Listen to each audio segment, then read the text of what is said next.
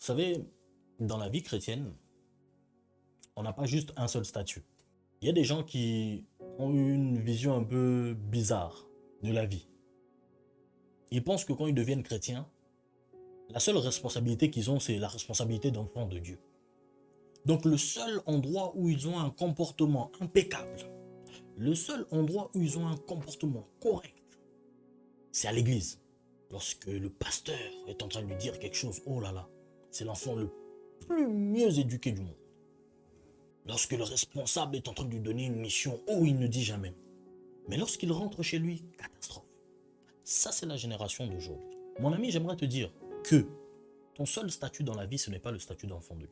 La dimension dans laquelle Dieu va t'utiliser dans son œuvre dépendra du respect que tu auras de tous les autres statuts que lui t'a donné. Il ne t'a pas juste donné le statut d'enfant de Dieu. Tu as le statut d'un enfant. Que tu as des parents et qu'il y a des gens qui t'ont mis au monde. Et tu as une responsabilité, une mission à respecter. La Bible dit, voici le premier statut que Dieu t'a donné. Honore ton père et ta mère. Ça, c'est ta première mission et ton premier statut. Et il y a une promesse à cela. Tu honores ton père et ta mère. Tu reçois la promesse que Dieu t'a donnée. Tu dois respecter tes parents. Tu ne peux pas être un homme de Dieu, un serviteur de Dieu, une femme de Dieu, mais à la maison, tu es le plus impoli du monde. Parce que c'est ça la réalité. Tu vois certaines personnes qui servent dans l'église et tu vois comment ils parlent à leurs parents, comment ils se comportent chez eux. Je te dis, mais c'est incroyable. Dieu ne t'utilisera pas dans une grande dimension tant que tu ne respectes pas tous les statuts qu'il t'a donnés. Honore ton père et ta mère. Commence par honorer, parce que ce statut, ce n'est pas un homme qui te l'a donné, c'est Dieu qui te l'a donné, le statut de fils, de fille de quelqu'un. Avant de dire je suis le fils spirituel de je ne sais qui n'a même pas enlevé tes couches et qui n'a jamais même rien payé pour toi, commence par honorer le père, la mère qui t'a mis au monde et qui t'a éduqué. Ils ne sont pas parfaits. Et lorsque tu deviendras parent, tu verras que toi non plus, tu ne seras pas parfait. Mais ils ont accompli leur mission, ils ont pris soin de toi. Honore ce statut-là et Dieu t'utilisera puissamment. Encore un autre statut dans la vie. Je ne sais pas si tu es déjà arrivé à ce statut-là. C'est le statut de mari après le statut d'enfant. Le statut que tu atteins après le statut d'enfant, c'est le statut de mari. La Bible dit, mari, aimez vos femmes. Et femmes, soyez soumises à vos maris. Il y a donc un autre statut que tu dois respecter et honorer parce que c'est Dieu qui te l'a donné. Tu ne peux pas être la femme la plus respectueuse auprès de ton pasteur, le mari le plus respectueux auprès de ton pasteur. Le mari le plus aimant auprès des brebis dans l'église, mais avec ta femme, tu es une catastrophe. Avec ton mari, tu es une catastrophe. Tu ne respectes pas ton mari, tu ne respectes que le pasteur. Toi, homme, tu n'aimes pas ta femme, mais l'amour que tu donnes dans l'église, incroyable. Dieu t'utilisera à grande échelle lorsque tu auras réalisé que tu dois honorer et respecter tous les statuts qu'il t'a donnés. Prie Dieu pour qu'il t'aide à être un bon mari, qu'il t'aide à être une bonne épouse. Après cette étape-là, tu as le statut de parent.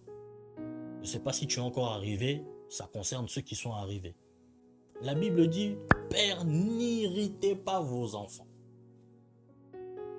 La Bible nous enseigne à éduquer nos enfants selon les préceptes de Dieu.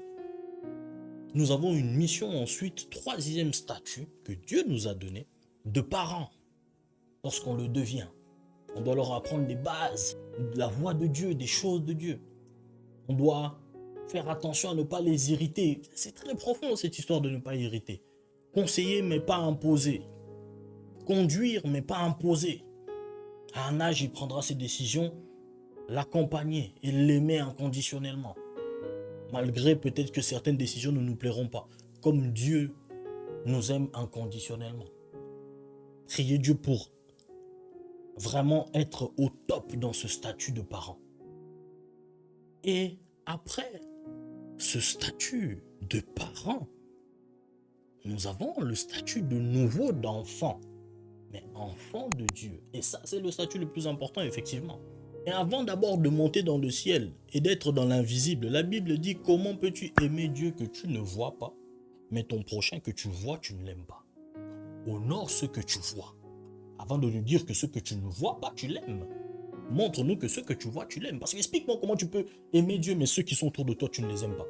C'est la même chose. Explique-moi comment tu peux me dire que tu veux à tout prix honorer le statut d'enfant de Dieu que tu es, mais le statut d'enfant de quelqu'un, le statut de mari, le statut de parent, tu n'honores pas tout ça.